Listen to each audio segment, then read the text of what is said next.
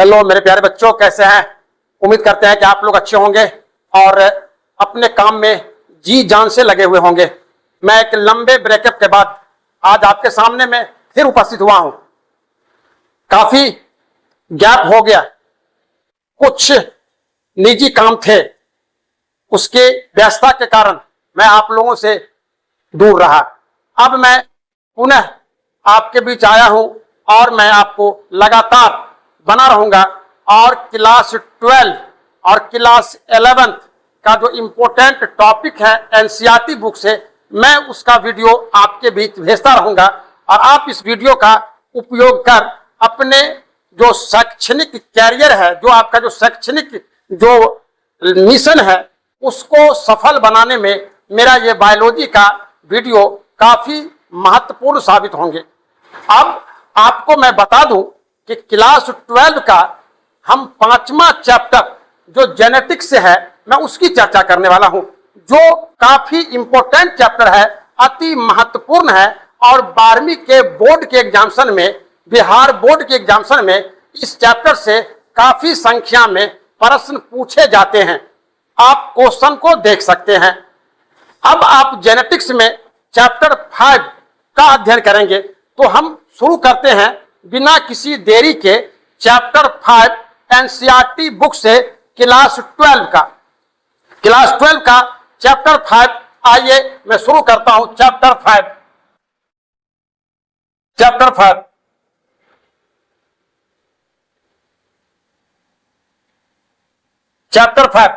Chapter 5 में हम लोगों को जेनेटिक्स में पढ़ना, ये जो जेनेटिक्स का है, जेनेटिक्स का वंशागत अनुवंशिकी का, और अनुवंशिकी में हमको पढ़ना है। सबसे पहले देखेंगे हम लोग सबसे पहले देखेंगे इस चैप्टर का नाम क्या है, principle of inheritance and variation. ये इस चैप्टर का नाम है। वंशागति एवं भिन्नताओं के सिद्धांत, वंशागति एवं भिन्नताओं के सिद्धांत, वंशागति एवं भिन्नताओं के सिद्धांत, इसके बारे में हम लोगों को जानकारी प्राप्त करनी है। तो सबसे पहले हम देखेंगे इसमें जेनेटिक्स क्या है, अनुवंशिकी क्या है, अनुवंशिकी क्या है, ये अनुवंशिकी क्या है। तो देखिए, अनुवंशिकी है कि विज्ञान की वह शाखा जिसके अंतर्गत माता पिता के गुण को या अनुवांशिक गुण को स्थानांतरित होकर संतानों में या पीढ़ी दर पीढ़ी तक जाने की क्रिया का जो अध्ययन किया जाता है, हम उसी को बोलते हैं जेनेटिक्स, उसी को बोलते हैं अनुवांशिकी। अब इसमें हम देखेंगे कि अनुवांशिकी का जनक, फादर ऑफ जेनेटिक्स किसको कहते हैं। तो फादर ऑफ जेनेटिक्स जो होता है, फादर ऑफ जेनेटिक्स, ये फादर ऑफ जेनेटिक्स होता है ग्रोगर जॉन मेंडल, जीजे मेंडल, इसको हम लोग फादर ऑफ जेनेटिक्स बोलते हैं। ये ग्रोगर जॉन मेंडल, इसको हम लोग फादर ऑफ जेनेटिक्स बोलते हैं। जेनेटिक्स शब्द का उपयोग, जेनेटिक्स जो है शब्द का उपयोग जो किया है, वो बैटसन नाम वैज्ञानिक, जेनेटिक्स टर्म का उपयोग, जेनेटिक्स टर्म का जो उपयोग किया है, उपयोग सबसे पहले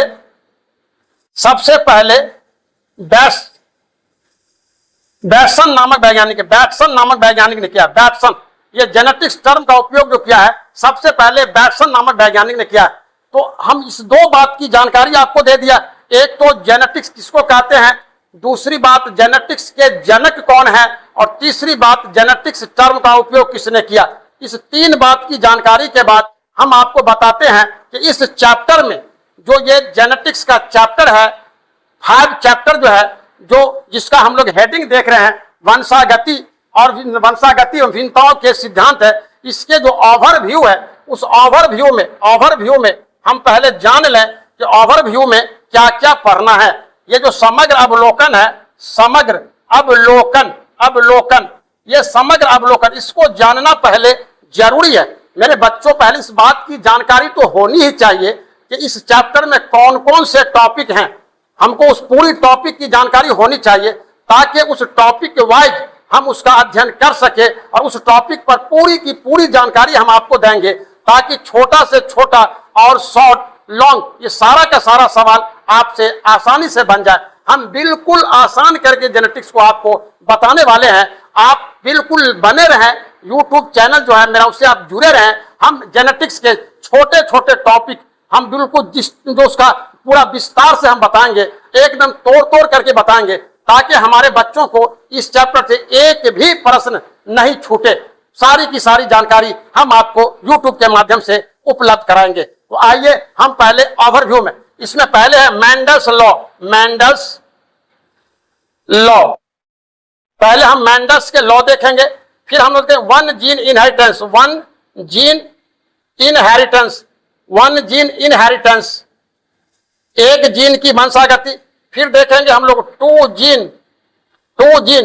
inheritance, two gene inheritance, two gene inheritance. उसके बाद हम देखेंगे सेक्स डिटर्मिनेशन, सेक्स डिटर्मिनेशन, लिंग निर्धारण। हम उसके बाद देखेंगे म्यूटेशन, म्यूटेशन देखेंगे हम, उसके बाद देखेंगे म्यूटेशन। फिर देखेंगे हम लोग जेनेटिक डिसऑर्डर, जेनेटिक डिसऑर्डर,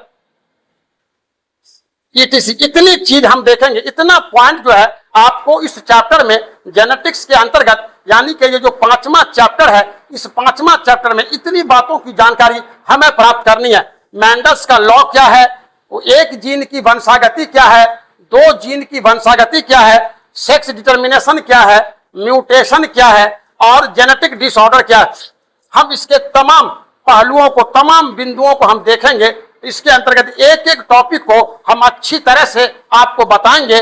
आप ध्यान से सुने और चैनल से बने रहें। तो आइए हम इसको पहले आपको बता दें कि मेंडल्स के लॉ को जानने से पहले, मेंडल के लॉ को जानने से पहले हम इस बात की जानकारी प्राप्त करें कि मेंडल्स के जो प्रयोग हैं, मेंडल्स एक्सपेरिमेंट क्या है। Mendel experiment, Mendel experiment,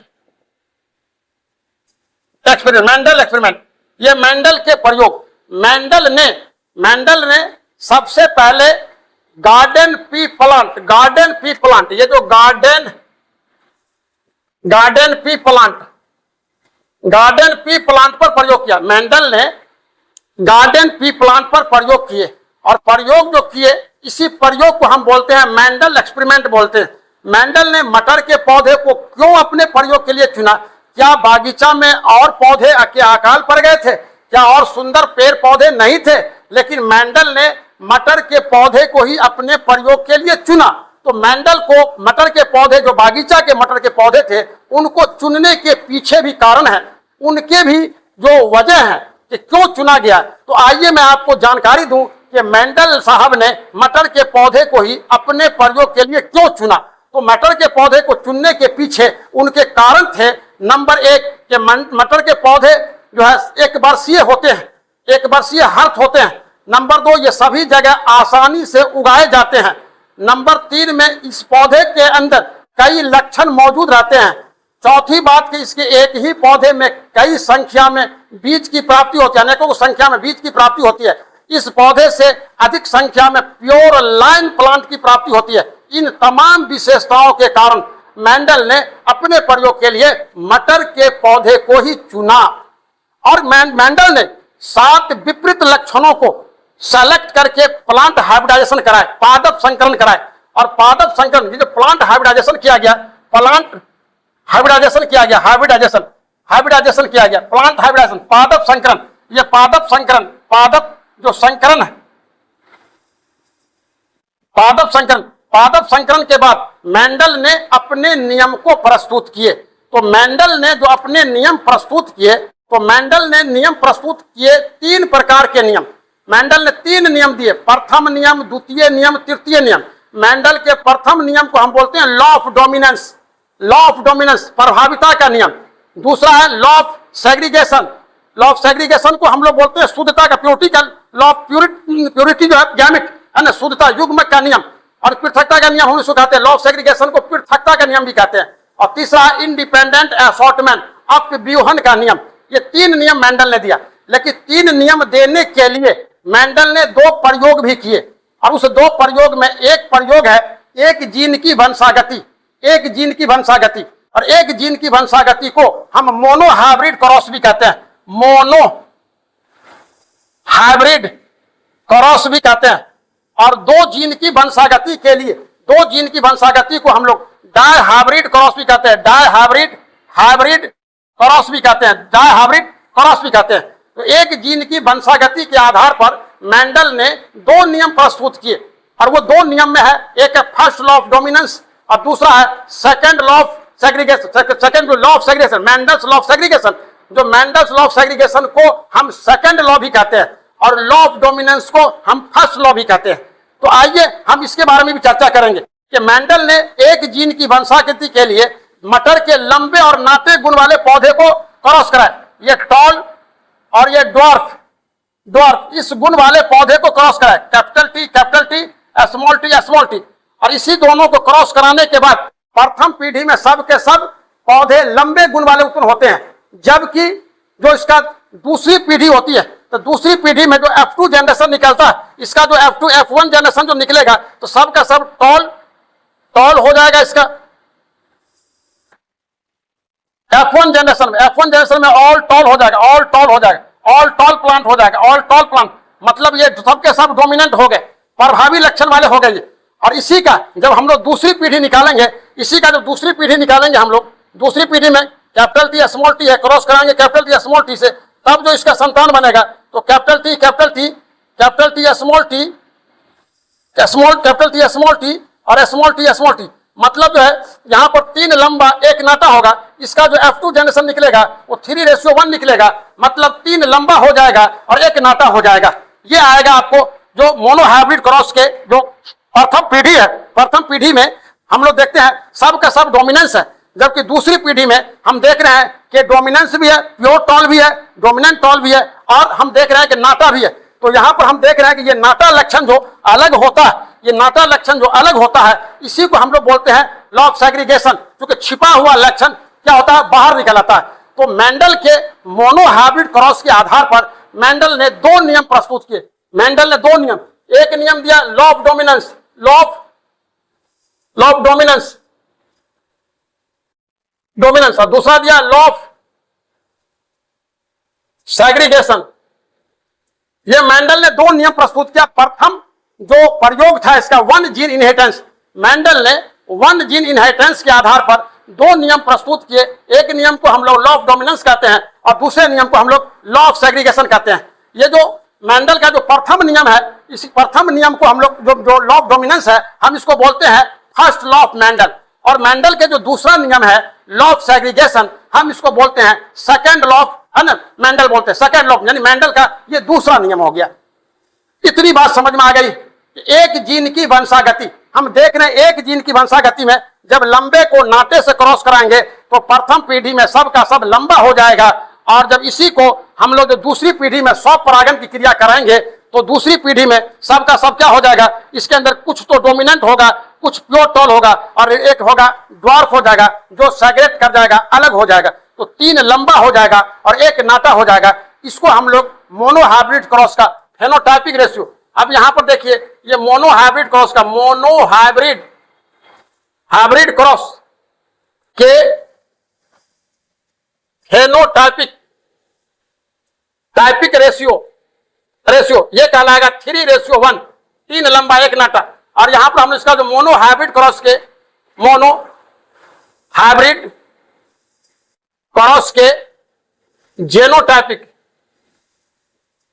जेनोटाइपिक ratio, इसमें देखेंगे 1:2:1, ये हो गया प्योर टॉल, और ये हो गया डोमिनेंट टॉल, और ये हो गया आपको ड्वार्फ हो गया, ये ड्वार्फ।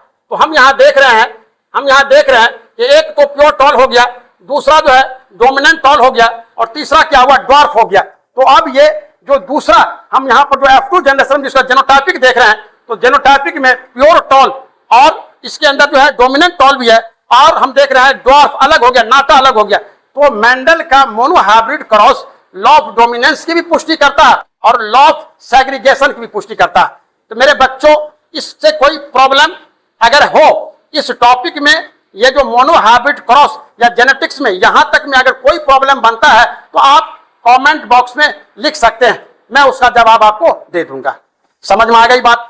चलिए, आज का मैं इतना ही रख रहा हूं, अगला क्लास फिर आपको इसके आगे बताऊंगा। आप इसको बने रहें, यूट्यूब चैनल से बने रहें, इसको देखें और इससे लाभ उठाएं। Thank you.